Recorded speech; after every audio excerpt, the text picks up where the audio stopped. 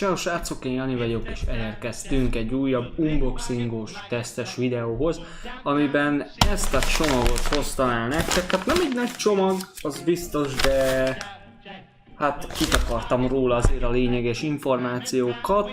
Amit mondanék előre, az az, hogy ez egy SteelSeries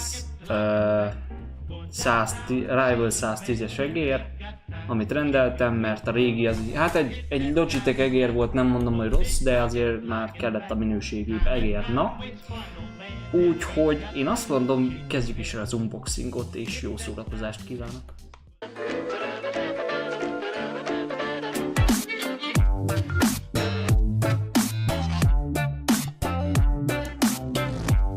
Szóval itt is van a csomag, hát itt a csomag, amit most használni fogunk, az nem egy gyűrűkurás téma, ez egy sima sörnyitó.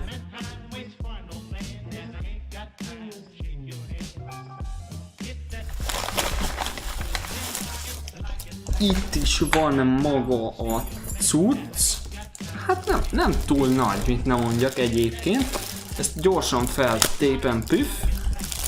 És itt is van. Ez egy SteelSeries Rival 110. Istenem! Szóval most pedig ki fogjuk bontani magát az egeret. Itt már csak aláveszem a hangot, és nem akartalak titeket már ezzel zavarni, és inkább felgyorsítottam. Ezt a celluxot viszonylag hamar le lehet szedni, utána pedig hozzávérhetünk a doboz tartalmához, amiben nyilván van egy egér és egy használati útmutató. Hát én nem annyira szoktam ezt a használati útmutatókat használni, de mindenkinek szíve joga, úgy használja, én annyira nem szoktam. Na most, hogyha a dobozt kinyitjuk, a belső dobozt, akkor csak egy fóliába van becsomagolva az egér, amiből mindenki elég könnyedén ki tudja ezt szedni. Rá is helyezzük az egérpadra, és akkor már jobb a csúszkálása. Erre a kétféle claw gripre és finger trip gripre használható, vagyis hogy erre jó, illetve itt van pár kattintás, hogy ne maradjatok anélkül. Most, hogy ezzel is megvagyunk, már csak annyi van hátra, hogy összedugjuk a gépünkkel, ami nem jelenthet nagy problémát, és térjünk is át a szoftveres részére.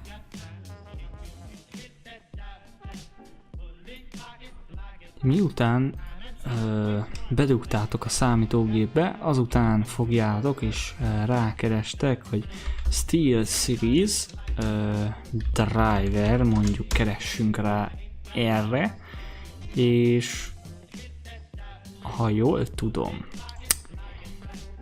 nem jól tudom, Rival 110 engine, próbáljuk meg így, valószínűleg itt fogjuk megtalálni a helyes megoldást, és akkor fogjuk is SteelSeries Engine, Windowsra le is töltjük, utána telepítjük, miután letöltött, azután megnyitjuk a SteelSeries cuccot, és itt fel is fogja ismerni az egerünket egy pár másodpercen belül, ugye Rival 110, nekem rákattintatok, és akkor itt ez az ablak fog titeket fogadni, ami most már látszik. Szóval, ami egyből szembe tűnik, az nyilván a LED mindenkinek, be lehet állítgatni, hogy milyen színű LED legyen, mit tudom én, narancsárga, vagy lila, vagy piros, és akkor nyilván az egér színe változik ott, meg ott.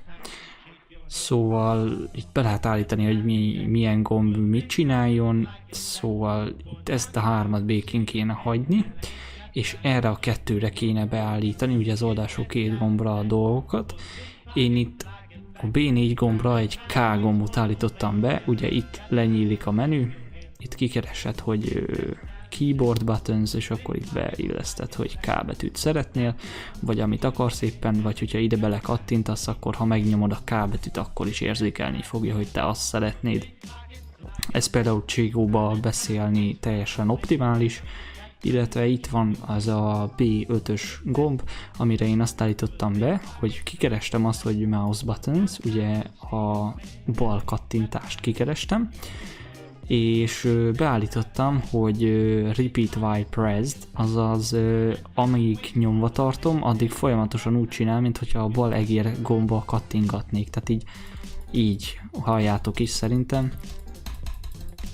Pont ezt csinálja, és akkor én ilyen 30-35-re javaslom, ugye annyiszor nyomja le, és akkor done, és akkor ez meg is van, ugye ezzel a gombbal itt a CPI, vagy CPI-t, DPI-t lehet állítgatni, kis dolog, szóval itt be lehet állítani ugye, hogy hány DPI-re szeretnéd, itt kattintani kell, tehát nem lehet húzni, hanem itt kattintani kell. Én ezt egy 800-asra javaslom körülbelül, de szerintem az is az alapbeállítás, meg egy 1600-as, ez egy lassabb, Cségóba tökéletes szerintem, ez pedig ilyen gyorsaságon van most. Hát ennyit tud, ezeket én nem piszkálnám, ha csak nem vagytok haladó szinten így az egérkezelésben, illetve ha itt hozzáadtok egy újat, akkor itt ugye discard, mindenképpen discard, fúj. Ez a default, azaz én ezt használom Cségóhoz például, ez pedig Fortnite-hoz, és itt csak annyi, hogy ráváltasz, és akkor becsukod az ablakot. És akkor már azt is használja, látjátok, én itt F3-at meg F1-et állítottam be, mert így könnyebb építkezni a Fortnite-ba, és akkor használom most a defaultot, bocsánat. Vagy akár, hogyha bejöttök ide az appba, akkor már rögtön itt is tudtok váltogatni a kettő közül, úgyhogy ennyi lett volna maga a teszt, meg a hasonlók. Nekem nagyon tetszik az egér, azt kell mondanom, úgyhogy mindenkinek csak ajánlani tudom. További szép napot nektek, sziasztok!